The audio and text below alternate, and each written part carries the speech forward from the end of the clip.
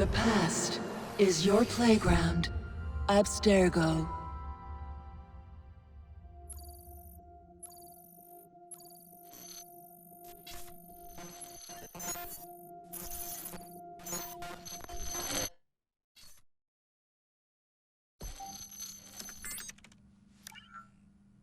Hello, Initiate. Recently, Abstergo Historical Research began several new projects in London. We both know that when Abstergo makes big moves, the Templars are up to something. We think they're hot on the trail of a new piece of Eden. I've got people in London looking for it. Hey, Bishop! Jacob and Evie Fry are twins. How awesome is that? Speak of the devil. Fire up your cameras, Bex. I've got picture. ETA on the payload? Sending it now. A lot to sift through. I'm gonna get the Initiates on it ASAP. You look weird with a weapon. Let's plant a little bug and see what we can see. Got something. Isabel Ardant has a meeting here in a few hours. Doesn't say with who. Doesn't say with whom, Rebecca. I suppose it's down to Muggins here to find out. Hold on. The mission was to find data to locate a piece of Eden in London. We did. And now, I am eager to try this new kit. I don't like it when those two go off book like this. Well, all we can do is take a deep breath and move forward. You'll be searching for the piece of Eden through the lives of Jacob and Evie Fry, twin assassins who operated in Victorian London. Your first set of genetic memories are downloaded. Good luck. Brother George, it is as I feared. London has fallen. Thrice I have written to you begging your aid. Thrice you've responded with silence. And yet I write again. So desperate my need, so few my options. I need you. London needs you. You would say it is too great of a task, or that it is not yet time to strike. Patience, you would counsel. But whilst you wait, the Templars consolidate their power.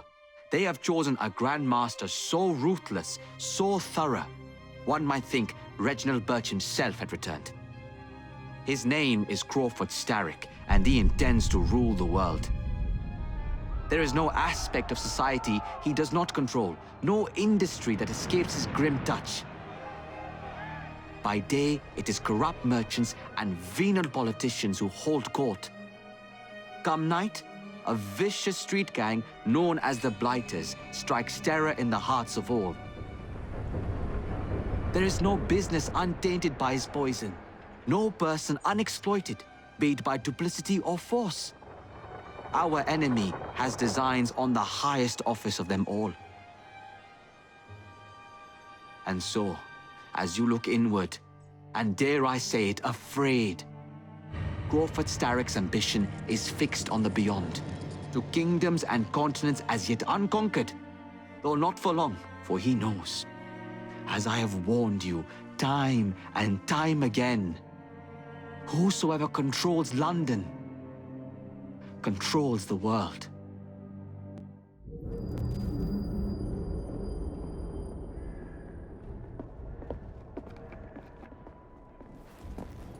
The iron ship's from here. The Templar running things is Rupert Ferris and our target 1. Target 2 is Sir David Brewster, who's got his hands on a bauble that could ruin us in this wretched war.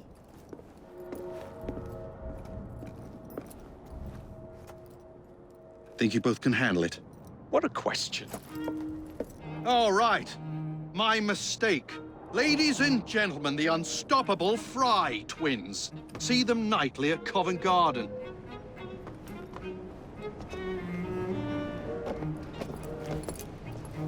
George, honestly, I've studied the plans of the laboratory and have every route covered. And I've got all I need right here. I'll extend your regards to Ferris. Chat later, George. We've a train to catch. Jacob! Evie! May the creed guide you, you vagrants! Poor man. More afraid than ever. The years have not been kind. Evie Fry, where do you get it from? The same place as you. Jacob.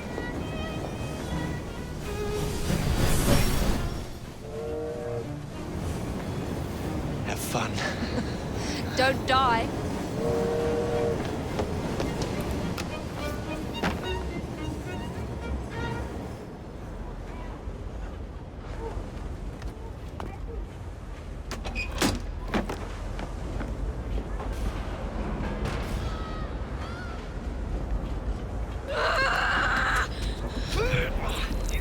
How long does he intend to go on like this? He's disrupting the other workers. Shut his trap and get the machine fixed. And send me some laudanum for my head. Coming right up.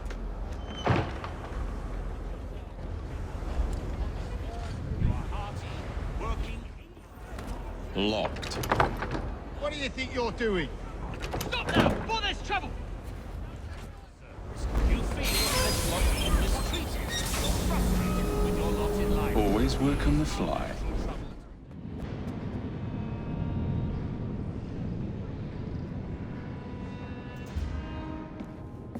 Mr. Ferris, sir, the lad in the factory should be taken to be bandaged by the apothecary. Fine. But dock his wages. Yes, sir.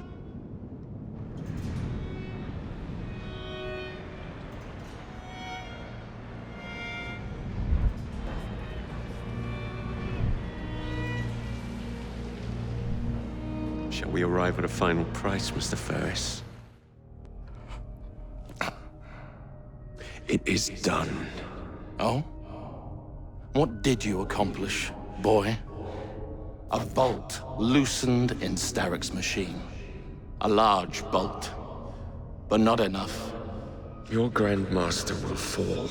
You assassins can circle London to your heart's content. The mechanism we have built has been going strong for 100 years, and will run 1,000 more. It is the very city itself. We will take London from your hands. From Croydon? You lurk in the shadows like a coward. I doubt it.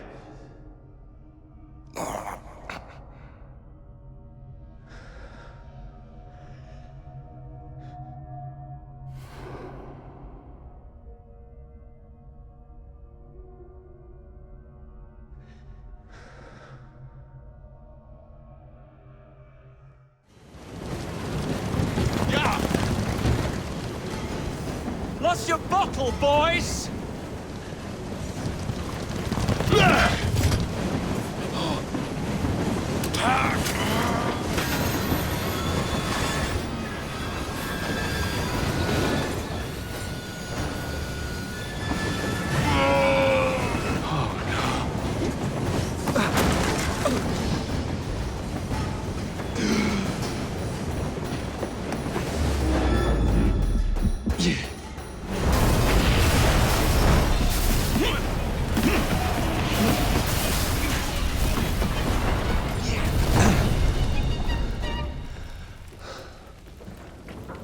Well, we seem to have made an unscheduled stop.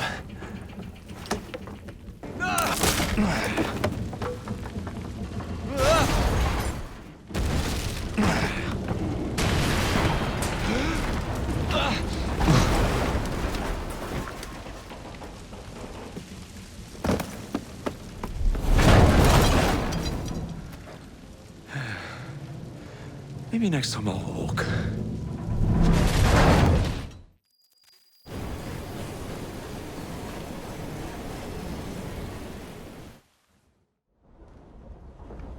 Yard. Guard quarters. Brewster's laboratory. This is where the Piece of Eden will be located. No loose ends. Now, to decouple the locomotive and create a diversion. Well, where is it? Huh? Where's Brewster's supplies? Meter.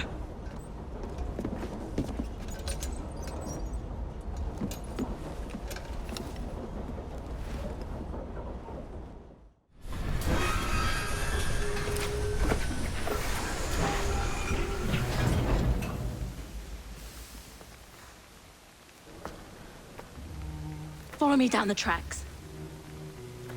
You stay here, and keep a lookout. All right. I'll shout if I get any bother.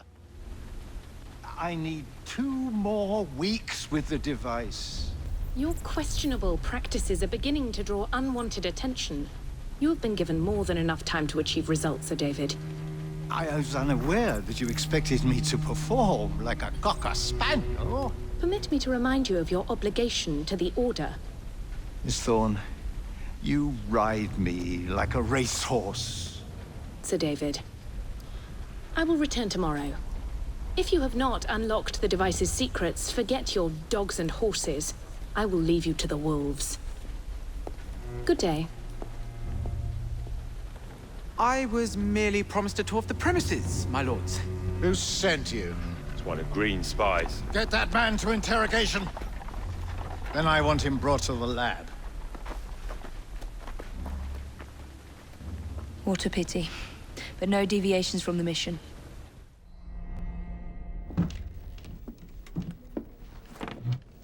Ah, thank you kindly. I was in ever such a squeaky fix when, what do you know?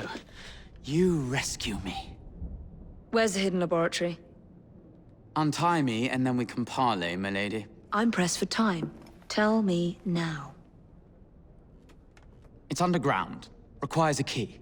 One of the guards nicked mine, cheeky sod. Thank you. Now untie me? You got yourself in. I trust you can get yourself out again. Not to worry, my lady. Can still recall a couple of tricks from me carnival days. Charming.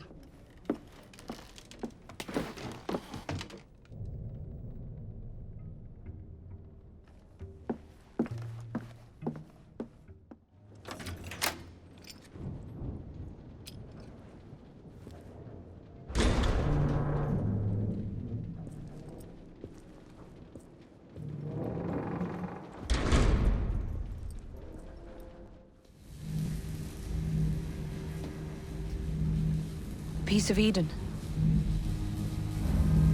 Increase the electricity. But it'll become unstable, sir. You heard what Miss Thorne said. We need results now.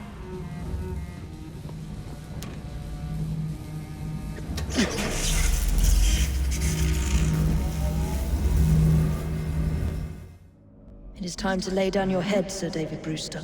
But I have so much more to discover. Do not be afraid.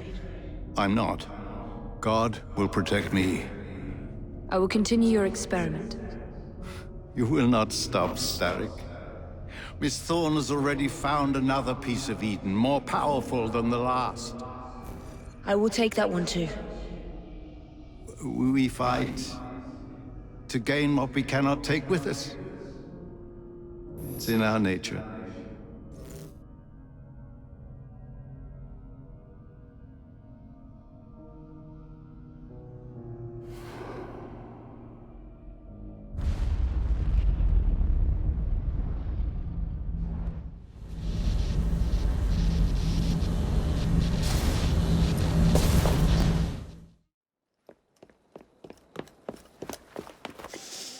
What was that explosion?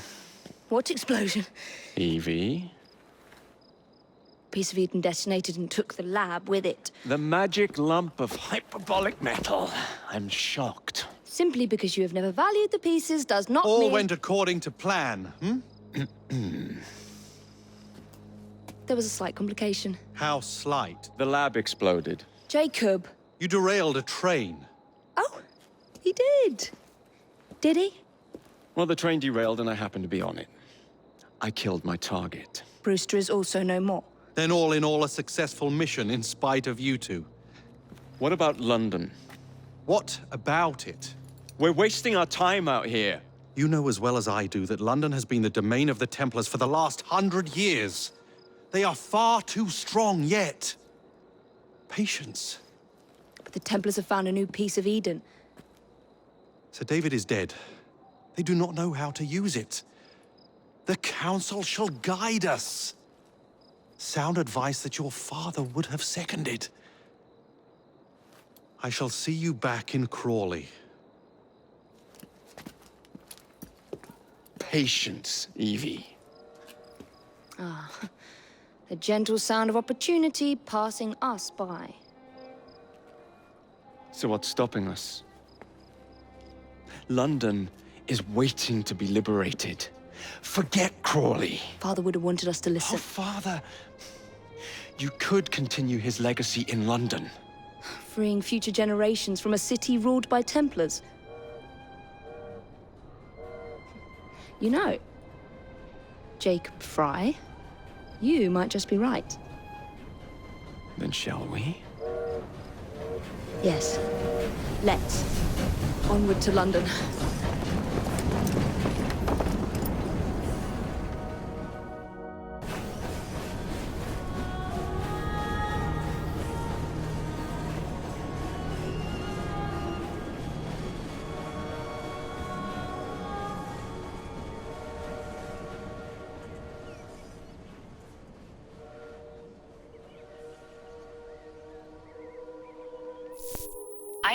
I know. You've only had a taste of our latest acquisition from Abstergo. But I want to check in on Sean and Rebecca. I still think attacking a Templar is a mistake.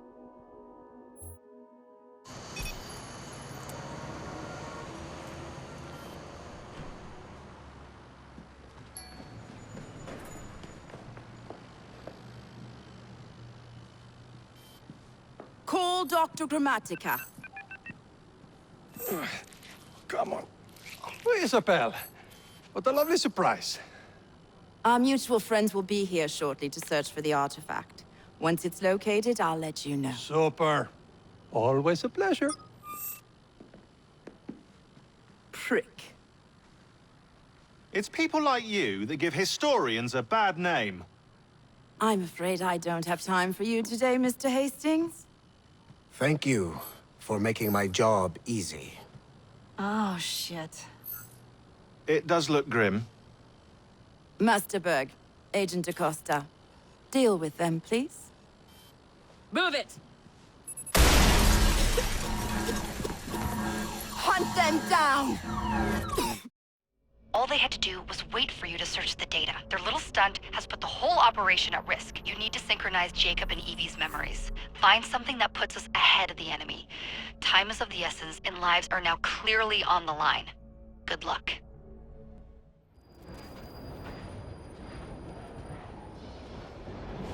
I've never seen so many people all at once. The churning seas of London. It's just the way Father described. Now, to find Henry Green and formulate a plan of attack against the Templars. Who's Mr. Green again? The assassin watching over London? Did you not listen the first 3 times? Listen to what? Oi, watch it. Beg pardon, sir. Oi! Come back here, you filthy dipper! Stop! Fine, you little mobsman. Keep it. Well, well. What do we have here? You're on our property. Now is not the time for tourism, Jacob. Now's the time to find Henry Green. I've always been the quicker climber, haven't I? Not since we were 2. Race you to the highest vantage point. You're going to lose again. Not on my watch! Where is Mr. Green's shop located? It was marked on Father's map. 2 assassins. Equal in height, 1 female, 1 male. 2 decades old, and those devilish smiles. You must be the Fry twins. And you are? Henry Green, at your service. I was sorry to learn about your father's passing. Thank you. What can you tell us about Crawford Starrick? I suppose the Council desires news. London must be freed, to provide a better future for all of its citizens. Well, thank goodness the Council saw reason and sent you to aid us. Yes. Thank goodness. Unfortunately, I am the bearer of bad news. Today, Starrick sits at the helm of the most sophisticated Templar infrastructure known in the Western world. Every class, every borough, the gangs, the industries. His reach extends all across London. I've always thought of myself as a gang leader. Firm, but fair. Huh. Well, I have uniforms. And I'll unite a mix of disenfranchised outsiders under one name. That's it, Evie. We can rally them to our side. Oh, like the way that you rallied those card players at the Oakbrook Tavern into the river. Oh, that was different. They beat me at whist. I can see it now. We'll call ourselves The rooks! You were never good at chess either. Have you got a better plan? Find the piece of Eden! Oh. Well, let me show you the lay of the land. Shall we? Look at what Starrick has done to the city. Whitechapel is riddled with crime. Child labor, despite regulations. A gang known as the Blighters overruns the streets, and Templars manipulating behind the scenes. As in all the other boroughs, we need to return this city to the people who built it in the first place. We will free London from Starrick. You have my word. And my rooks? Miss Fry, your passion is inspiring. Come, let us return to my shop, and I can bring you up to date on the rest.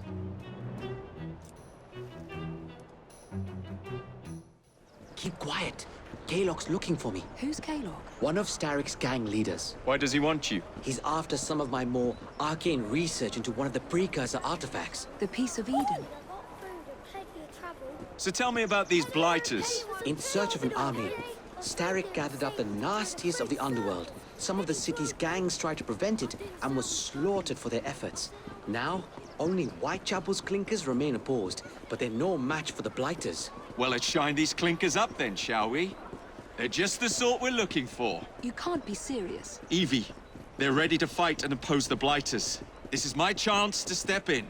Look out, London. Here come the rooks. Confound this city! No one looks where they're going! Yes, I've noticed that. Bloody Drood! I'll never finish it at this rate. Only Providence knows where those words are headed now. Well, I must get to work replacing them. Should you ever be in the mood for a tale or two, you can always find me where the ale is warm and tempers are hot. Ta-ta! What an odd man. That Mr. Fry was Charles Dickens. Knows everyone and everything in the city. If I were you, I would keep that connection in your back pocket.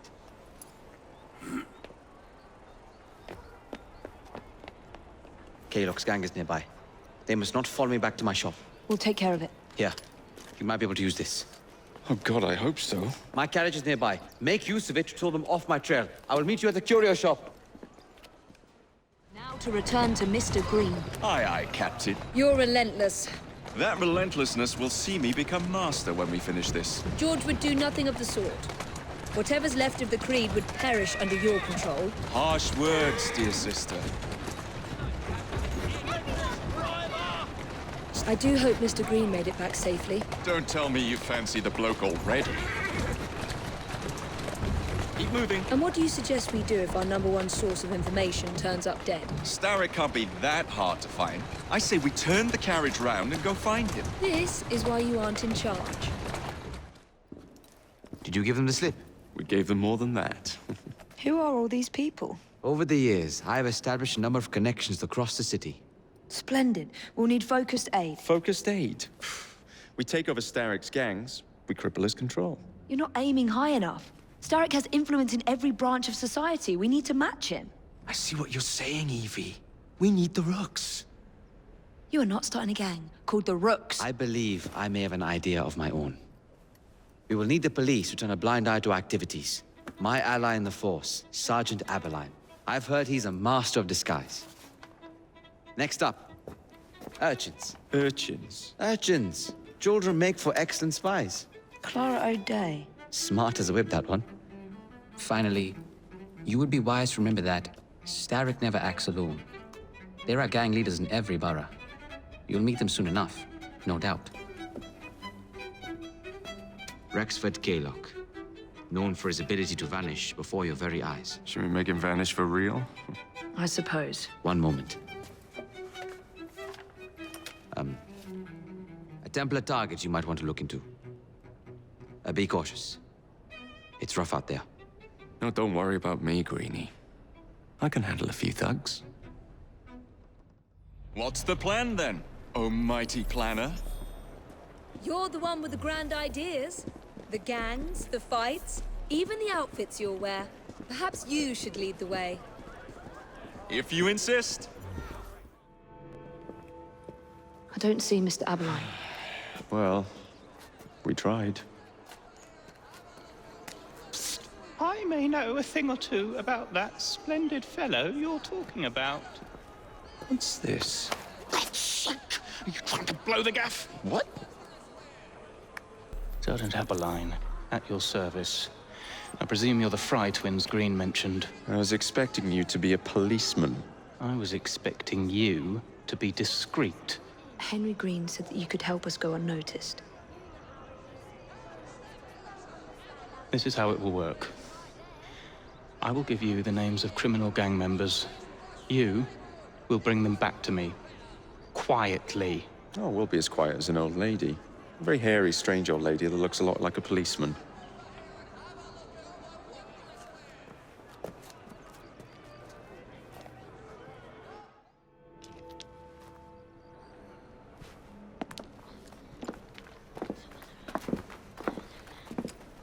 What is this place?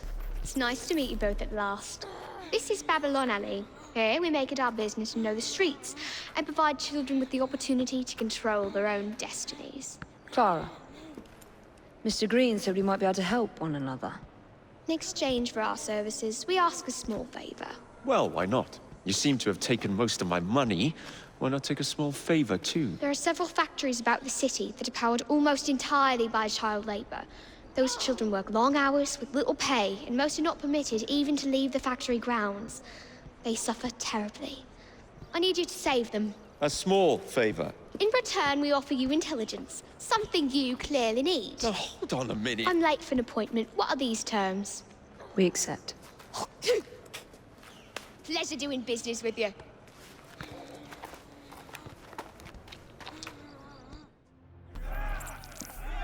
You seem to want my employer's attention, Mr. Fry. Oh, I positively crave it. But you'll do for now. As you like.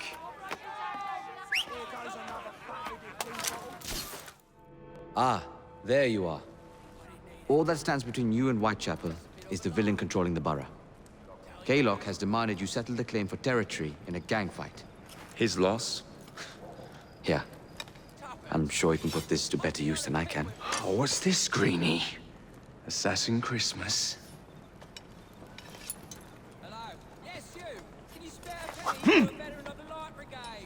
Gather your allies. Mr. Rexford Kaylock has agreed to your terms and waits for you at the Whitechapel train station. He's bet his train on the fight.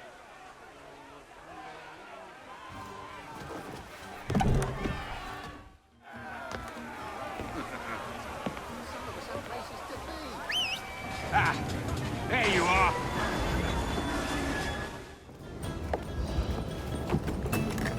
It appears to be broken. Oh, well. At least we have a train now. It's not all bad.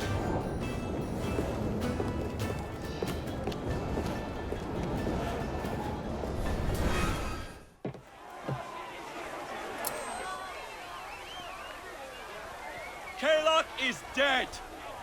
Whitechapel is no longer in the hands of the Blighters. You now have the chance to join our ranks. We welcome all who would stand up to Starrick and his cutthroats.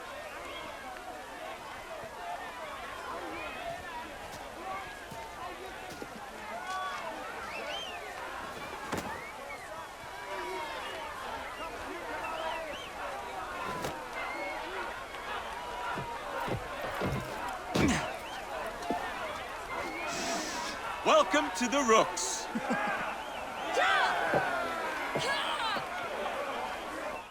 Ah, you bastard. I'd rather throw myself to the tracks than run Bertha another mile for that doty ball-bag.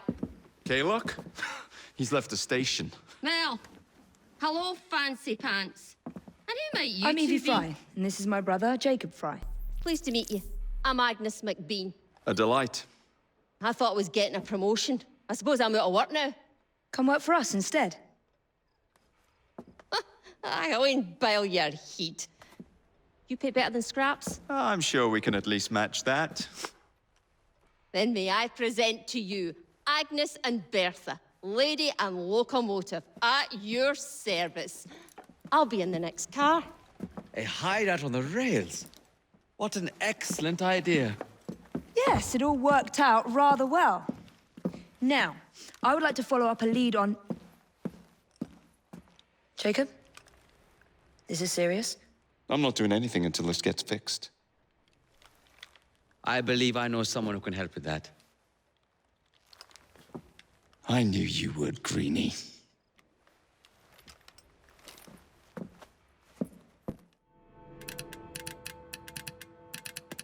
Oh, blast them. Alec, whatever is the matter? I have been intercepting nothing but poppycock propaganda about soothing syrup and whatnot. No, I swear to high heavens, if Starrick's monopoly continues... Alec, I beg your pardon. These are friends of mine. Evie Fry and her brother, Jacob. Oh, Alexander Graham Bell. Linguist, inventor, and technical expert.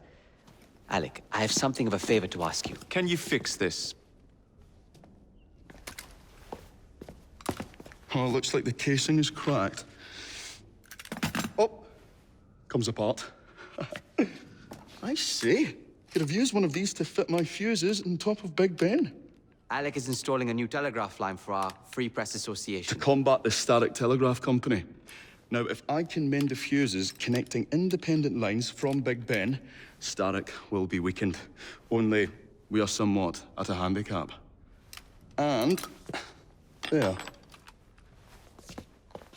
Oh, I've removed the mechanism so it may work with your bracer. I'll put it to use immediately. Jacob, wait.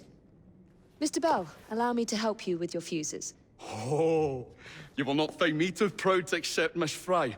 Oh, we can use my carriage, if you'd be so good as to hold the reins, though. I'll take that. I can help you. So, Mr. Bell, what inventions are you concocting? I intend to develop a phonetic telegraph that does not just convey dots and dashes, Miss Fry, but the human voice. Phonetic telegraph? Sounds a bit of a mouthful. You could just call it a telephone. Telephone? How bizarre. Anyway, as I was saying earlier, the press has become entirely dependent on the Starrick Telegraph Company. Which is why Mr. Green has asked you to set up a free line. Yes. What is more, other small independent companies have had their lines sabotaged, and they have little means of finding any broken fuses, which are... To be found on top of Big Ben. Correct. Especially as one needs a special government pass to get through the guards. They will not be a problem. I'll repair the fuses.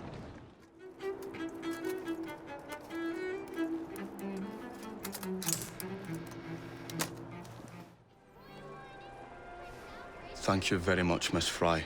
I will now be able to continue with the installation of the new line. If there's anything else I can do to help... Certainly. Please do come and visit. Oh, I was toying with this device and have noted down the formula for you. It's not perfect yet, but by golly, it works. Whoa! Well, maybe a little too well! Whoa! Ah, Miss Fry. I was just showing Jacob the first message was received via the mended lines. Oh, you can keep the rope launcher, by the way. We've managed to procure another one for your brother. Excellent work. Thank you, again. You're very welcome, Mr. Bell. We can now defend the principle of impartial news and free speech. Free is fair, but free and brief is far better. Ha ha! Ah, Fry, such caustic wit. And on that note, we must depart. Oh, good fortune to you both. Call on me, any time. Now that we've finished with that distraction... Who is that? Oh, you mean you don't know? Beautiful train you got here. Miss McBean was just telling me all about her. Name's Ned. How do you do? I won't take up more of your time. If you want to learn a thing or two about the finest transit systems in the world, you can find me at this address. Let us return to locating the Piece of Eden. We need to reclaim London from Starrick. Who are my targets? It's not time for that yet. I didn't come to London to hunt curios. First understand the dance, only then become the dancer? Oh, so you're taking over where Father left off. Someone has to. Evie, finding the precursor artifact will give us an insight into what the Templars intend. Jacob, I have information about Starrick's associates that should be of use to you. Here.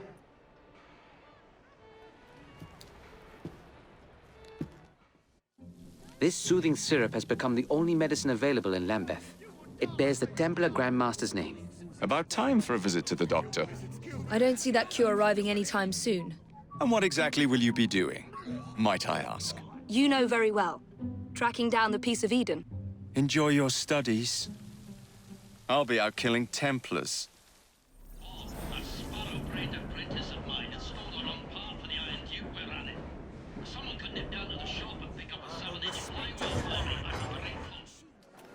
I would like a 7-inch flywheel, please. Hang on a minute. Damn it. I can't get a blessed thing done around here. Miss Evie! I've done something dreadful! The train won't stop! Keep your flywheel. Quick! The brakes are gone! She's bursting into flame! Climb round and put out the fires while I fix the brakes!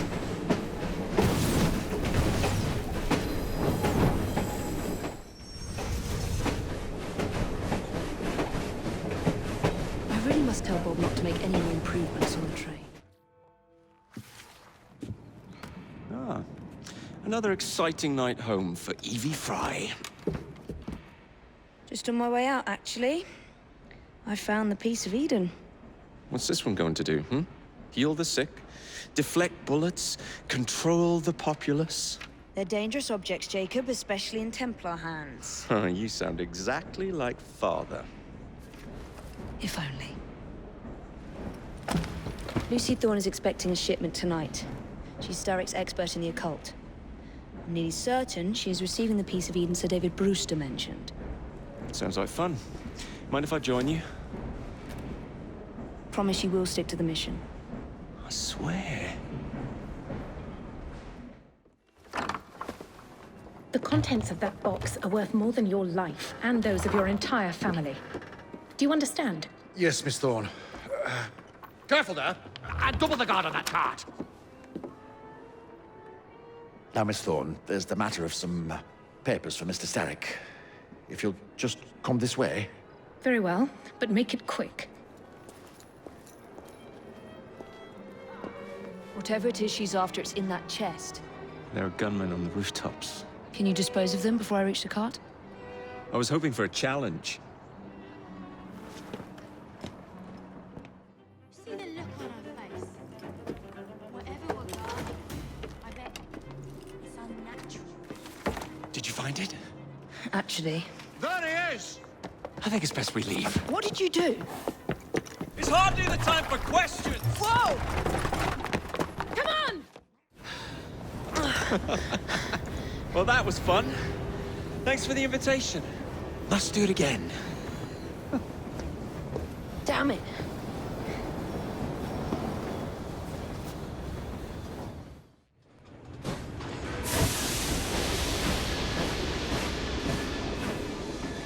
We fixed up the train for you. Lacquer paint, new rugs from Camden Loch, and my wee sister, the seamstress, did a discount on the curtains.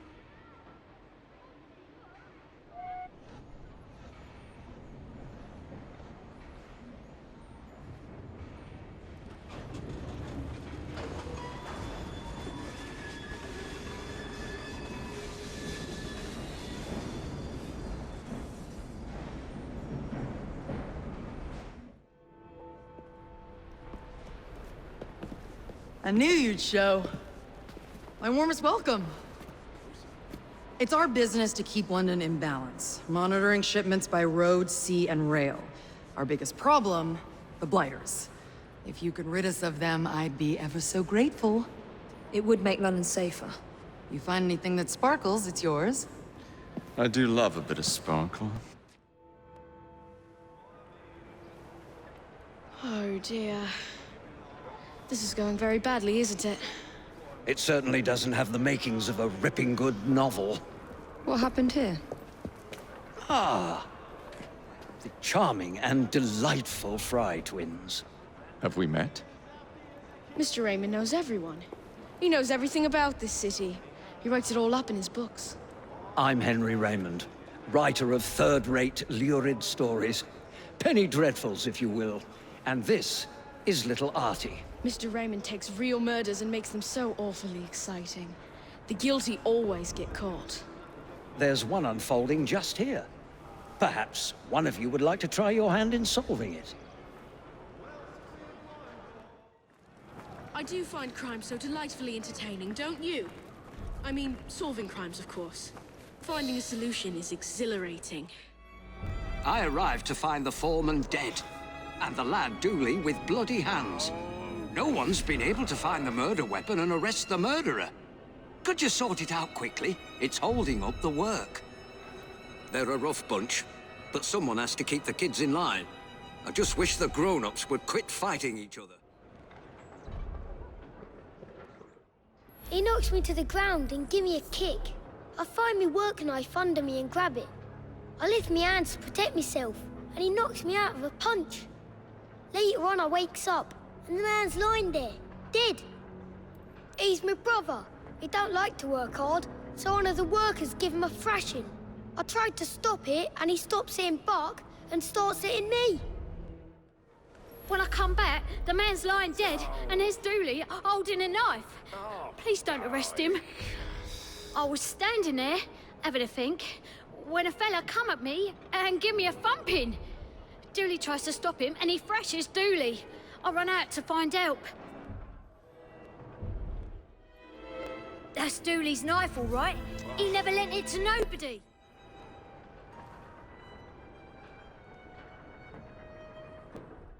Me? No. Oh, no, not so quickly. You have indeed solved this murder, according to the facts at hand. However, Artie, what advice would you give? I would encourage you to look beyond the obvious, beyond surface appearances. Try again. Use your powers to peer more deeply and see what you can discover. Wilkins wasn't the type to beat the children. On the contrary, he was forever getting in fights, trying to stop that sort of thing. The fumes can be a bit much in the brewery.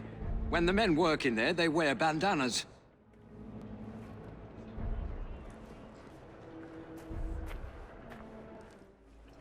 Me and Wilkins was working out here. We heard screaming. Wilkins went to see what it was about and never come back. I went to see for myself, and there he was, dead. I didn't stick around. Somebody might think I'd done it. The strange thing is, Wilkins weren't wearing no bandana when I was talking to him. Only the workmen in the brewery wear bandanas. You should talk to Morris there. Well, I was inside the brewery all day. I wear me bandana in there. Man has to, what with all the smells and fumes. I don't much know who smokes here. Maybe Taylor. Cigarette might be his. I quit smoking months ago. You know, I saw somebody from the brewery having a smoke this morning. Didn't see who it was, though. Well, like I said, I was inside. Didn't get a chance to come out to smoke. Colton left, though. You could talk to him. He's working in the loading area just now. I was having a chat with one of the others when I heard a commotion and ran in there to find Wilkins dead. Poor bloke. Killed by that filthy little bastard that we feed and pay. I don't smoke. Never did. Oh, very well. So I do smoke now and then. What's the matter? I should be foreman here. Wilkins coddled the boys like a mother hen. He come along and stops me giving the boys a beating. That was much more difficult than it initially appeared. Well done. A tragedy in the park. Another chance to sort out a diabolical conundrum. One that I'll turn into a one-a-penny read for Purlock Publishing.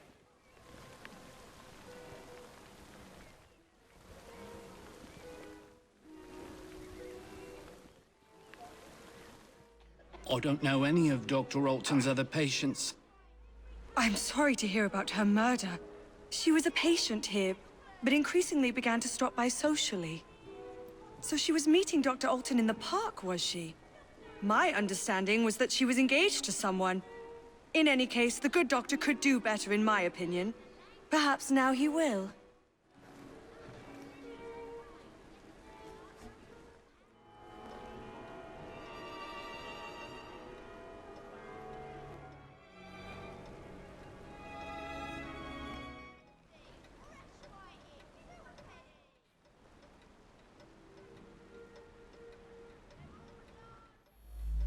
Oh my God, Prudence!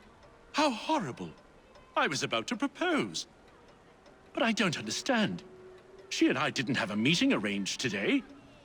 It is true that we sometimes meet in the park, but there was no arrangement for this morning. That's very odd indeed. Prudence was a patient here, but wasn't given this prescription. There's no reason that she should be carrying such a packet. You appreciate, I'm sure, that I cannot discuss the condition of any of my patients. I'm quite angry, actually. I was having such terrific results. I felt like a new man. Much more vigorous and outgoing. But the doctor has ended the prescription altogether for no reason. An unfortunate incident. One of my patients became overexcited. Mr. Baxter apparently attacked the doctor yesterday. It was after hours, but the doctor did have a cut on his cheek. Poor man. Dr. Alton makes house calls to see him. Baxter doesn't come into the office. I make up the prescriptions and he picks them up at noon when I'm away at lunch.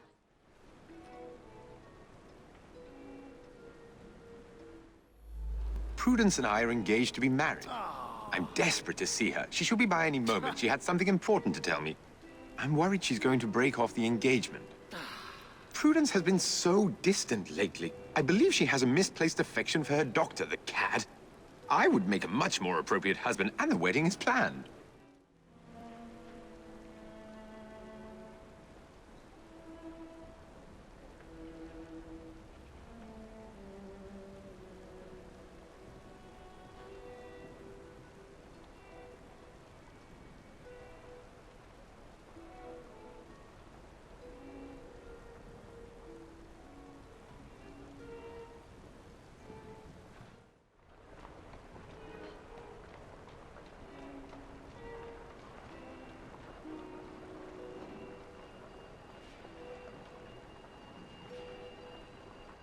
I saw her kissing my man in the park, didn't I? I followed her to this street yesterday, but lost her. I'll come every day if need be, until I catch her again. That trollop better promise to let him alone, or I'll give her what for. He's all mine, I tell you. All the girls want a bit of Baxter, but they can't have him. You ask him yourself. He lives just that way.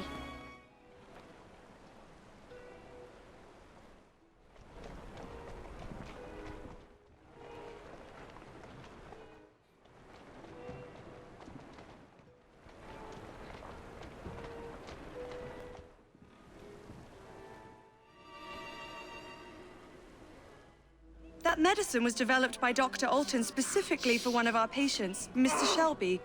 But he's been using it for another patient as well. Oh God, it's true. I couldn't help myself. The powder unleashed a creature within me.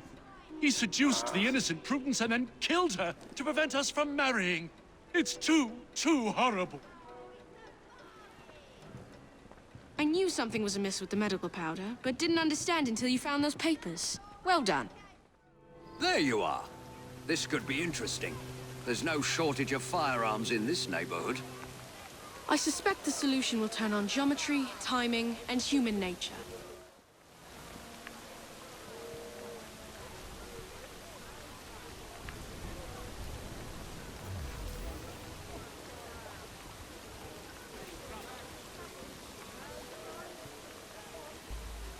From what I can gather, Prescott was shot almost exactly at 12 o'clock noon. Apparently, they put the clock there while doing some repairs. It still runs, I notice. When Colonel Prescott retired from the army, he used his connections and started this munitions factory. He wanted the men that served with him to have work when they left the army. He was a good man. Very honorable. I'm proud to have served under Colonel Prescott in the 11th Foot Gold Coast, Africa. Prescott put that up in memory of the time he led a sortie across the Pra River to outflank Ashanti warriors. Things turned out badly that day. Horrific. We lost several of our comrades. Prescott wanted us to remember them. I was on my way here. Heard 2 shots I did, right at the stroke of noon. Bullet hole in the clock. Huh, that's a new one. It could have already been there when I arrived at noon. Or maybe it was the second shot I heard. The young lads across the street were fooling with a pistol they'd found. A bullet must have gone astray through the wooden fence. Hit Mr. Prescott smack in the chest. Bloody unlucky for all concerned.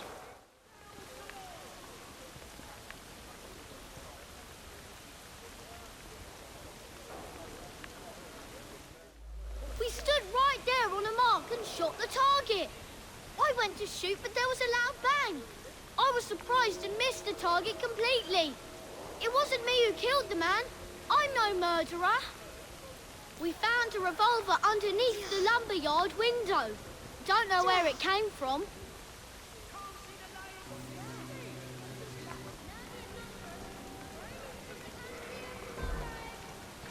We lost an entire barrel of beer, damn it. I heard 2 loud bangs, but thought nothing of it. Later, I found a bullet hole in a barrel. Imagine that, a bullet hole. My lad Samuel might know more. He's around back, tossing trash in the river. Saw him each morning as I drove by. Seemed like a good sort. The poor lad. Fell on my doorstep a few years ago. He's in a bad way, has some sort of malady. Rides in the back while I make deliveries. Hard worker, very determined. I just drop off beer. Don't pay much attention to people along the way. There was an hole in a barrel. I've got no explanation for that. That's for some sickness I picked up a while ago. Can't remember the name of it. Him and me like to insult each other. I was a lieutenant under his command in Africa. I love the army. No one questions you when you wear a uniform. Anyways, every morning when he arrived, we'd call out and joke with each other. Yeah. Well, Prescott led a flanking sortie that went wrong. Lots of casualties. Some men called the colonel a coward, but it were really just bad luck.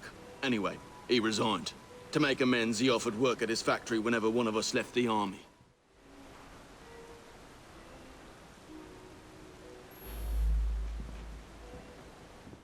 I admit it. I sell stolen rifles and pistols.